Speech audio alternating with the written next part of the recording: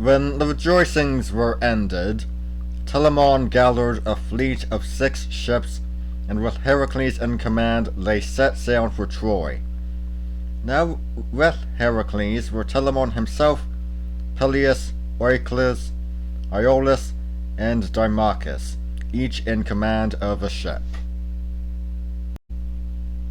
They sailed quickly across the Aegean Sea and came unexpectedly to the land of Troy, where they anchored the ships, and leaving Hercules and his company to guard them, marched for the city itself. King Laomedon was not prepared for this sudden invasion, but he armed as many men as he could and made a forced march by secret ways to the place where the ships were moored. He took Heracles by surprise, and in the desperate battle which followed, Heracles was killed and his men only saved the ships by entering them and putting out to sea. Well pleased with this beginning, Laomedon marched back to Troy by his secret route, and after a brisk fight with some of Heracles' men, got into the city and barred the gates.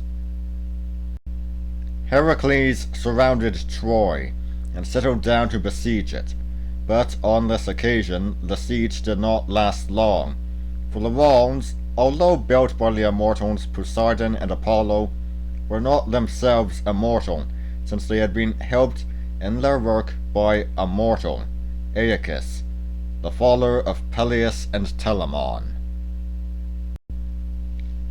The first breach in the wall was made by Telamon, who knew from his father where the weakest place was to be found, and through the gap he rushed with his followers, while Heracles was still trying to storm the citadel. Very soon Heracles was in also, and the battle raged fiercely until King Laomedon lay dead, shot by the deadly arrows, and by him all his sons, except the youngest. His name was Podarces, and he was spared because he had tried to persuade Laomedon to behave honestly and give up the magic horses.